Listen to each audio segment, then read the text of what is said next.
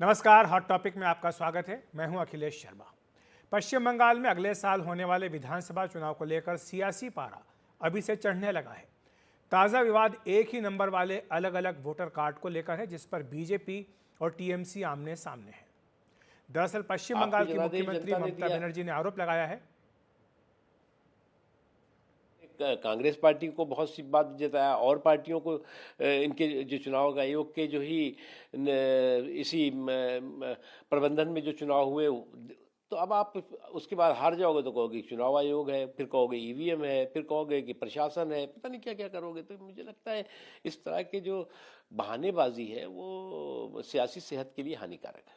BJP के पास कुछ दिखाने के लिए नहीं, कुछ करने के लिए नहीं है, इसलिए बीजेपी इन सभी चीजों को मैनिपुलेट करके इस प्रकार से इलेक्शन कमीशन को अपना कठपुतली बना के एक पिंजड़े में बंद मैने की तरह रखा हुआ है और यह लोग रोज किए जा रहे हैं। इलेक्शन कमीशन ने संडे को तो मान लिया, सुबह सुबह क्यों माना भाई? उठ जाते हैं सुबह 8:15 बजे। जब हमने ये कहा कि हम इसके ऊपर करेंगे तो इन्होंने ये चिट्ठी दी जिसमें ये मानते हैं कि हाँ दो लोग हैं, गलती है मानो ना, नाम डिलीट करो ना वो जो देश के नहीं है।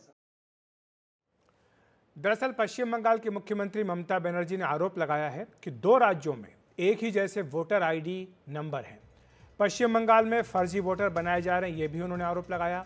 उन्होंने कहा कि बीजेपी बाहरी लोगों के नाम वोटर लिस्ट में जुड़वा रही है। ये भी कहा कि बीजेपी के लिए चुनाव आयोग फर्जी वोटर बनवा रहा है। उन्होंने कहा कि मेरे पास पश्चिम बंगाल के सभी जिलों से सबूत हैं, फर्जी मतदाताओं को ऑनलाइन जोड़ा गया। एक ही एपिक नंबर के तहत कई राज्यों के वोटर जोड़ दिए गए। महाराष्ट्र दिल्ली में विपक्षी दल इस चाल को नहीं पहचान पाए। बीजेपी ने इसी तरह महाराष्ट्र दिल्ली में जीत हासिल की। अब पश्चिम बंगाल में भी यही करना चाहती है बीजेपी। बंगाल में बीजेपी की इस चाल को हमने पहचान लिया। ये सारे आरोप ममता बनर्जी ने लगाए थे, लेकिन चुनाव आयोग ने कल ही बयान जारी कर ममता बनर्जी के आरोपों को सिरे से खारिज कर दिया था। चुनाव आयोग ने कहा कि एक ही नंबर के दो वोटर कार्ड का मतलब फर्जी वोटर नहीं है। दो अलग अलग राज्यों में एक जैसा एपिक नंबर हो सकता है। वोटर कार्ड पर नंबर समान है लेकिन डिटेल अलग अलग है। एपिक नंबर भले समान हो, लेकिन वोटर जहां पंजीकृत होगा वहीं पर वोट देगा। यह भी चुनाव आयोग ने कहा कि वोटर कार्ड में दर्ज मतदान केंद्र पर ही मतदाता वोट डाल सकता है। चुनाव आयोग ने यह भी बताया कि एक ही नंबर के दो वोटर कार्ड आखिर कैसे जारी हो गए। दरअसल मतदाता सूची में डेटाबेस ERO नेट प्लेटफॉर्म पर स्थानांतरित किया गया। इसके लिए विकेंद्रीकृत और मैनुअल प्रक्रिया अपनाई गई। कुछ राज्यों में चुनाव दफ्तर ने एक ही अल्फा न्यूमेरिक सीरीज का उपयोग किया है और इससे अलग अलग राज्यों में डुप्लीकेट एपिक नंबर की संभावना बन गई।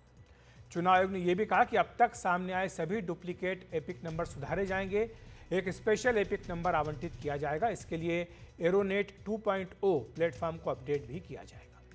इस बीच टीएमसी ने चुनाव आयोग को आज चेतावनी दी कि वो कल सुबह 9 बजे तक अपनी गलती माने, नहीं तो इस बारे में आगे और भी दस्तावेज जारी किए जाएंगे।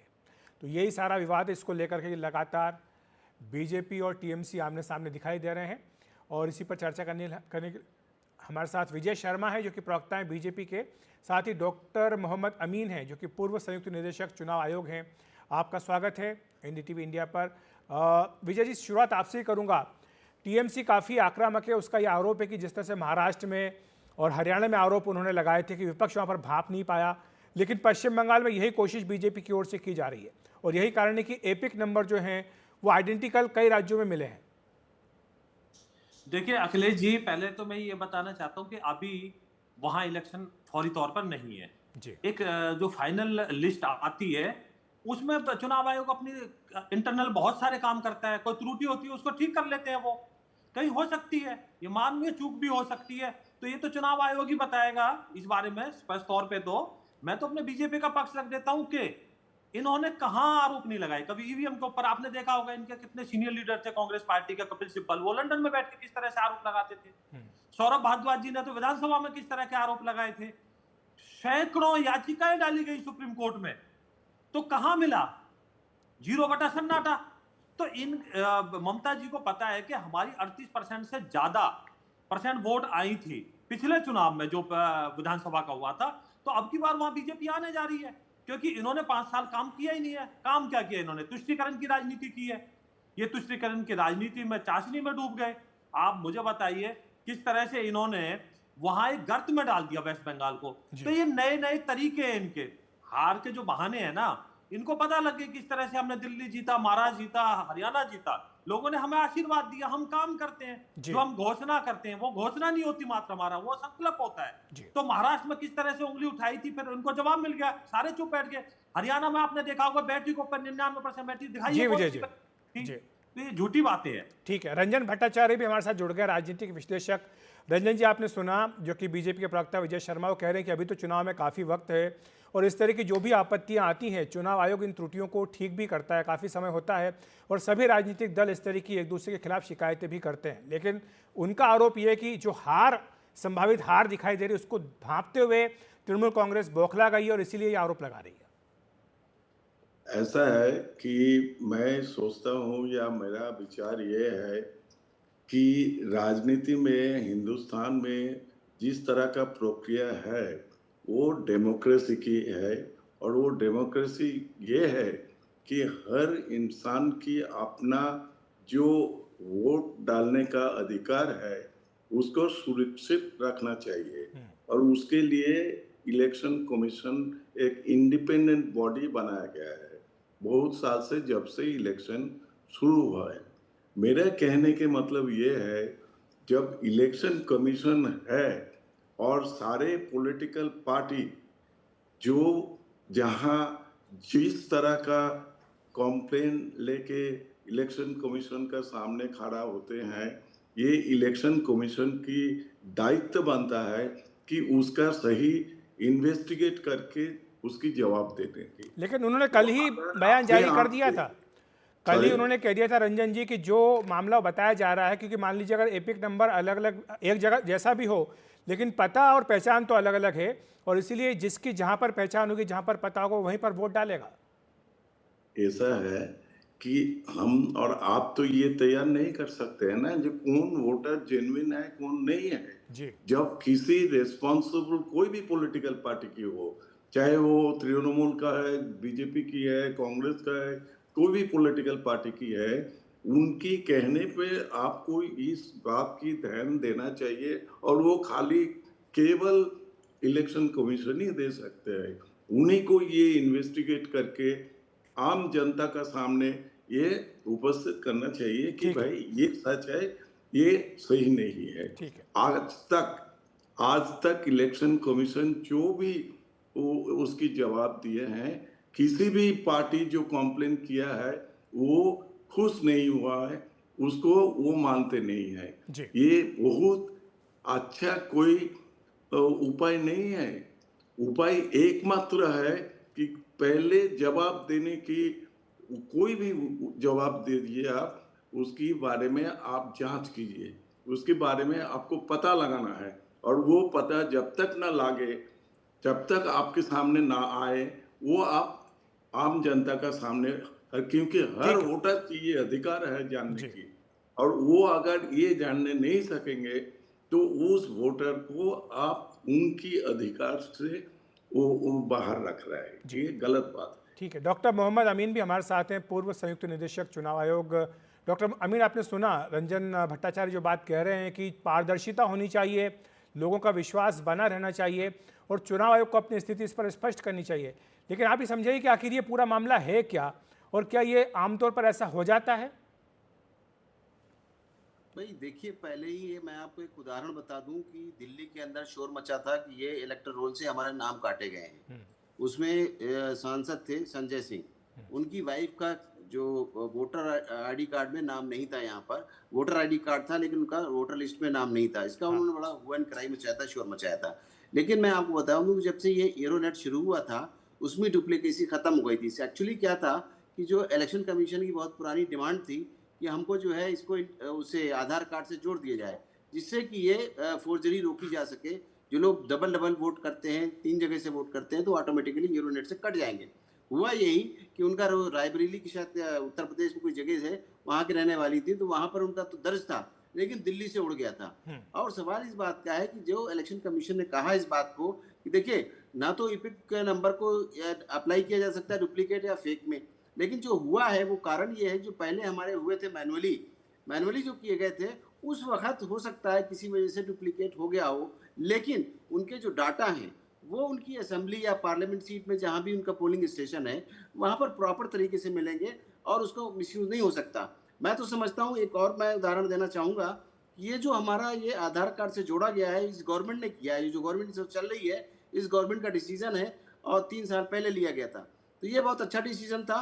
अब क्या है कि ये जो हमारे आधार कार्ड हैं इसके लिए हमारे, मैं ये सोचना चाहता हूँ कि और बताना भी चाहता हूँ कि अगर यहाँ पर आधार कार्ड की मशीन रख दी जाए, इलेक्शन कमीशन में जिस तरीके से वीवीपैट रखी जाती है कि हम इलेक्शन कमीशन में जब वोट हो रहा होता है तो मशीन में दबाते हैं, लेकिन हमको जो है शो होता है आपके वीवीपैट में। तो इसी तरीके से अगर वोटिंग से पहले अगर ये एक आधार कार्ड वाली मशीन रख दी जाए और उस पर उसके जो इम्प्रेशन आएंगे अंगूठे के या अंगुलियों के, उससे उसका आधार कार्ड का पहचान हो जाएगी कि वही पर्सन है। उसके बाद उसको हमारा पोलिंग अफसर जो है स्लिप दे देगा वोट डालने के लिए, परमिशन दे देगा, तो इससे बहुत कुछ कम हो जाएगा। लेकिन कहा गया जो इलेक्शन कमीशन की तरफ से कि एरोनेट 2 जो है वो बिल्कुल मॉडिफाइड होगा और उसके अंदर इस तरह की कोई गलतियां नहीं होंगी।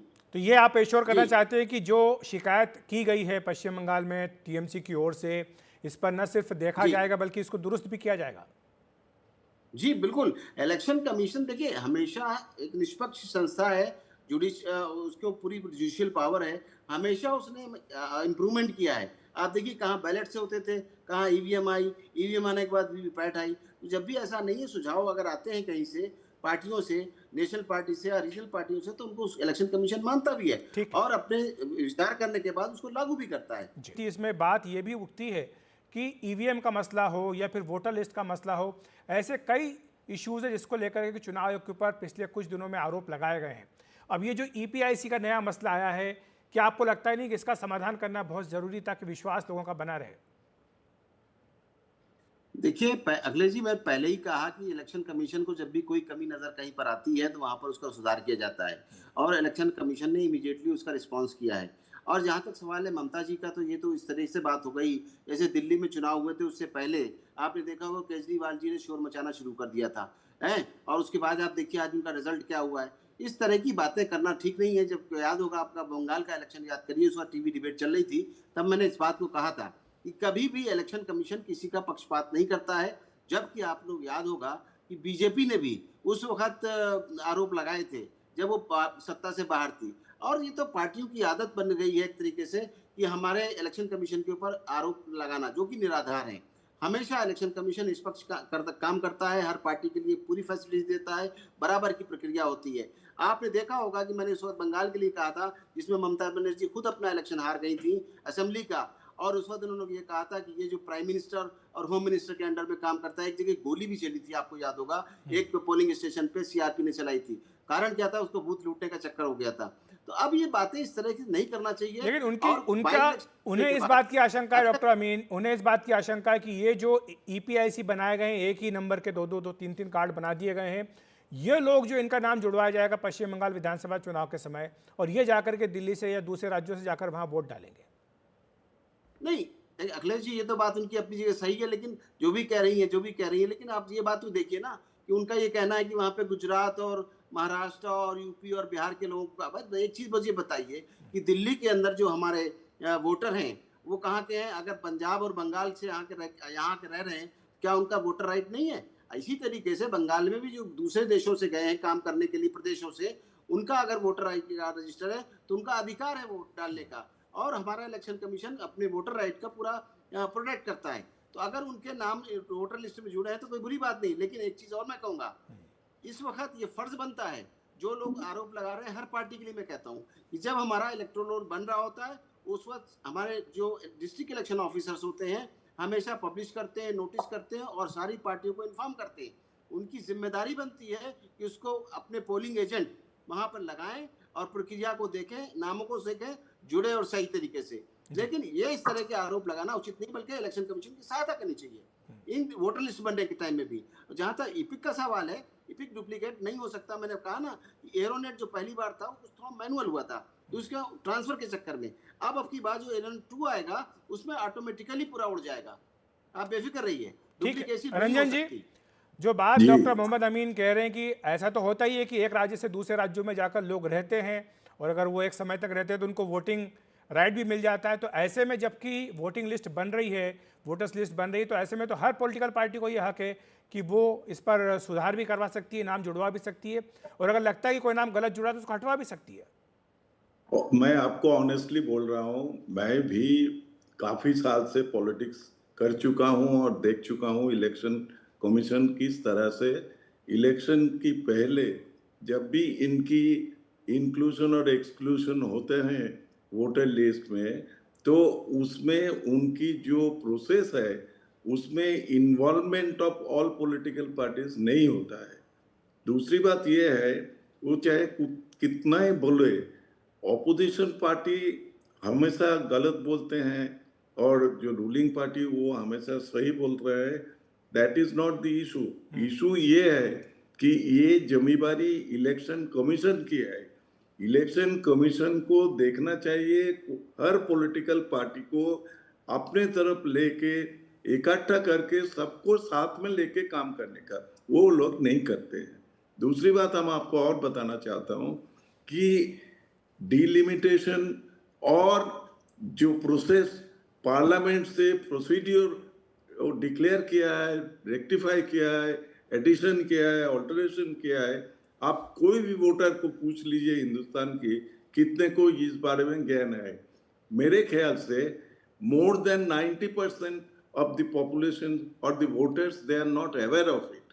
तो उनको पता ही नहीं है क्या होता है, कैसे होता है, क्यों हो रहा है, क्यों नहीं हो रहा है।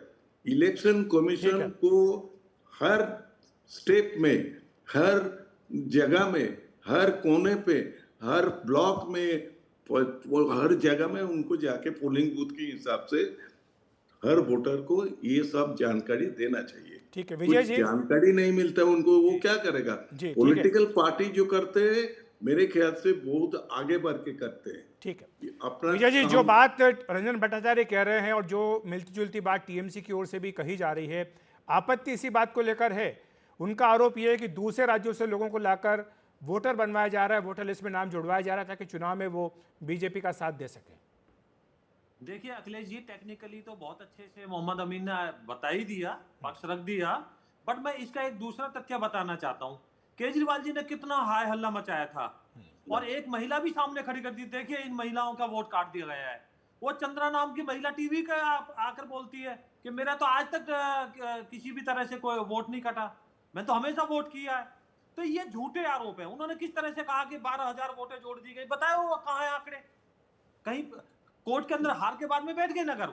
तो ममता जी का तो इतिहास रहा है, सुप्रीम कोर्ट ने कैसी लताड़ लगाई थी उनको पर, हाई कोर्ट ने कैसे किया था, सेंट्रल फोर्सेस लगाई थी।